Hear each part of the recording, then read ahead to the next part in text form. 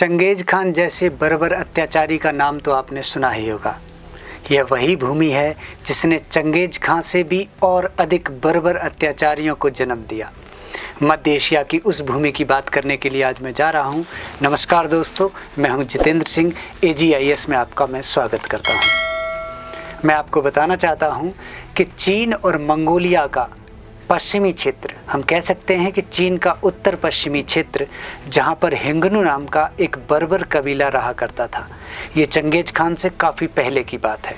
ये उस समय की बात है जब चीन की उत्तरी सीमा अत्याचार और क्रूरता से गुजर रही थी। उस समय भारत में मौर्य वंश का पतन हो रहा था। भारत स्थापत्य, कला और साहित्य के क्षेत्र में नई नई ऊंचाइयों को छू रहा था। भारत शांति के मार्ग प्रशस्त कर रहा था। उस समय चीन के पश्चिमी बॉर्डर पर, उत्तरी पश्चिमी बॉर्डर पर हिंगनु और यूचियों के बीच में एक बहुत ही भयंकर युद्ध हुआ। इस युद्ध में हिंगनु राजा ने यूची राजा का सर उतार लिया था।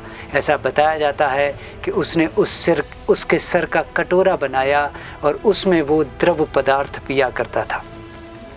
बर्बरता की सारी हदें उस समय पार हो चुकी थी और यूची किसी भी तरीके से अपना मान सम्मान बचाने के लिए पश्चिम की तरफ दौड़ रहे थे।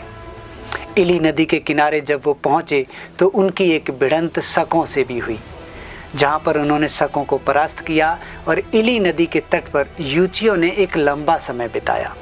ये यूची कोई और नहीं है, वही हैं जो भारत में आए, कुषाण कहलाए और उन्होंने सभ्यता के नए आयामों को कायम किया। पहले वो इली नदी के किनारे एक सभ्यता बसाई। जब उनकी संख्या अधिक हो गई तो वो दो भागों में बट गए। एक भाग तिब्बत में चला गया, जिन्हें लघु यूची के नाम से जानते हैं, तथा एक भाग अफगानिस्तान क्षेत्र में जाकर बसा, जो भारत के पश्चिम में है। ये बताते हैं कि जो पश्चिम की ओर गए उन्हें महान यूची कहा जाता है। महान यूचियों ने ऑक्स नदी के किनारे अर्थात ऑक्सस वैली में कुषाण वंश की स्थापना की और अब यूची कुषाण कहलाने लगे। कुषाणों का संस्थापक या कुषाणों का पहला राजा कुजुल कडफिसेस को कहते हैं। कुजुल कडफिसेस ही कुषाण वंश का संस्थापक था। कुजुल कडफिसेस के बाद में एक बिम ताक्तु नाम का राजा हुआ, लेकिन उसका ज़्यादा वर्णन हमारे पास नहीं है, ज़्यादा एविडेंस नहीं है। इसके बाद बिम कडफिसेस नाम का राजा हुआ। ये पूरब की तरफ बढ़ा अर्थात भारत की तरफ बढ़ा और इसने पेशावर, जिसे पहले पुरुषपुर कहा करते थे, उसे अपनी राजधानी बनाया। बिम कडफिसेस जब भारतीय क्षेत्र में आया तो उसने देखा कि भारतीय लोग शिव जी के उपासक हैं। उसे शैव धर्म बहुत पसंद आया और उसने शैव धर्म को अपनाया। बिम कडफिसेस ने ही भारत में पहली बार सोने के सिक्के चलाए, जो काफ़ी मात्रा में पाए गए। इससे पहले कुछ सिक्के हमें मेनांडर के मिले हैं, लेकिन वो सीमावर्ती प्रदेशों में मिले हैं। इसलिए हम भारत में पहला राजा जिसने सोने के सिक्के चलाए उसे बिम कडफिसेस के नाम से जानते हैं। यह शैव धर्म का अनुयायी था। ये इस बात से पता चलता है कि बिम कडफिसेस के सिक्कों पर हमें शिव, नंदी और त्रिशूल बना हुआ मिला है। बिम कडफिसेस का पुत्र कनिष्क बताया जाता है और कनिष्क को तो आप सभी जानते ही होंगे। भारत का ऐसा राजा जो यूची बनकर आया, कुषाण बनकर आया, लेकिन जब वो भारत में आए तो भारत के हो गए। भारत की समृद्धि और संस्कृति देखकर उन्होंने भारत को अपना देश माना और यहाँ पर उन्होंने कला, संस्कृति, टेक्नोलॉजी हर क्षेत्र में, जबकि चिकित्सा के क्षेत्र में भी बहुत योगदान दिया। कनिष्क का राज्याभिषेक 78 AD में अर्थात 78 ईस्वी में हुआ था। जब कनिष्क का राज्याभिषेक हुआ तो उसने भारत में शक संवत चलाया। मैं आपको बता दूं, हमारे भारत का जो आधिकारिक ऑफिशियल कैलेंडर है वो शक संवत ही है।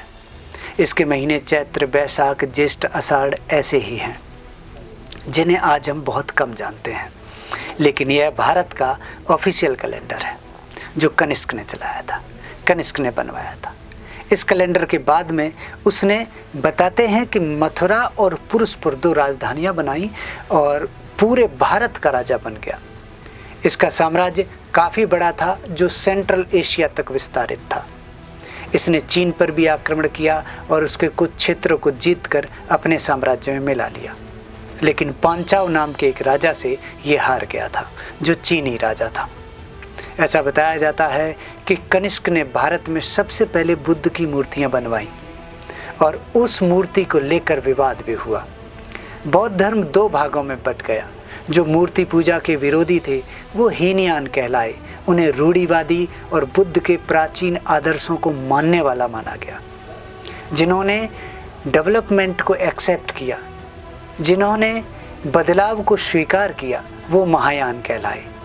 ये समय उसी समय का है जब हमारे यहाँ कनिष्क ने चौथी बौद्ध संगति कराई थी तो ये चौथी बौद्ध संगति, लेकिन वो पहली बौद्ध संगति थी जो बिहार से बाहर हो रही थी, क्योंकि चौथी बौद्ध संगति कश्मीर के कुंडल वन में हुई थी। इसके अध्यक्ष वसुमित्र और इसके उपाध्यक्ष अश्वघोष नाम का विद्वान था, जो कनिष्क के दरबारी थे। इसी बौद्ध संगति में बौद्ध धर्म दो भागों में बंट गया था, हीनयान और महायान। मूर्ति पूजा के समर्थक महायान थे। इसके अलावा ये बताया जाता है कि कनिष्क ने उस समय रेशम मार्ग पर कब्जा कर लिया था और रेशम मार्ग से वो टैक्स लिया करता था। ऐसा बताया जाता है कि कनिष्क ही वो शासक था जिसने बुद्ध की मूर्तियां पहली बार बनवाई। कनिष्क के समय में बुद्ध की मूर्तियां गांधार में बनी और मथुरा में बनी। गांधार में बनी हुई मूर्तियों को गांधार मूर्तिकला शैली में बना हुआ बताया गया। इस मूर्ति में काले पत्थर का प्रयोग किया गया और इस मूर्ति का जो बुद्ध का फेस है, जो मुख है, वो अपोलो देवता की नकल बताई जाती है, क्योंकि ये बात सच है कि बुद्ध की मृत्यु को काफ़ी समय हो चुका था। बुद्ध मूर्ति पूजा के विरोधी थे। बुद्ध का कोई भी चित्र इस समय उपलब्ध नहीं था, तो किसी का तो फेस लेना ही था। तो गांधार में अपोलो देवता की नकल करके मूर्ति बनाई गई। ये काफ़ी अच्छी मूर्ति है और काले पत्थर में पाई जाती है। इसके अलावा मथुरा में भी बुद्ध की मूर्तियाँ बनी। ये लाल पत्थर की मूर्ति है, एक मजबूत शरीर के साथ, एक भारतीय चेहरे के साथ प्योर देसी आर्ट में इस मूर्ति को बनाया गया। तो इस तरीके से कनिष्क के समय गांधार और मथुरा दो जगह बुद्ध की मूर्तियां बनी। इसके विभाजन के कारण, इस डिस्प्यूट के कारण बौद्ध धर्म दो भागों में बंट भी गया। कनिष्क के समय कई विद्वान थे, जिनमें नागार्जुन, वसुमित्र, अश्वघोष, संगरक्ष प्रमुख हैं। इसके अलावा चरक नाम के एक चिकित्सक काफ़ी प्रसिद्ध हैं, जिन्होंने चरक संहिता नामक पुस्तक लिखी। कनिष्क का समय वो समय था जिस समय साहित्य के क्षेत्र में, कला के क्षेत्र में, मूर्तिकला के क्षेत्र में तथा विज्ञान के क्षेत्र में काफ़ी तरक्की हुई। कनिष्क के बाद में उसका उत्तराधिकारी वशिष्ठ बैठा। वशिष्ठ के बाद हुविष्क, हुविष्क के बाद कनिष्क सेकंड, कनिष्क सेकंड के बाद वसुदेव इस वंश का अंतिम राजा था। उत्तर भारत पर जैसे जैसे कुषाणों की सत्ता कमज़ोर हो रही थी, वैसे वैसे गुप्तों की सत्ता स्थापित हो रही थी। इसी तरीके के वीडियो देखने के लिए आप AGIS के साथ जुड़े रहें और ऐसी ही इन्फॉर्मेटिव वीडियो के लिए आप AGIS को लाइक, शेयर व सब्सक्राइब करें। धन्यवाद।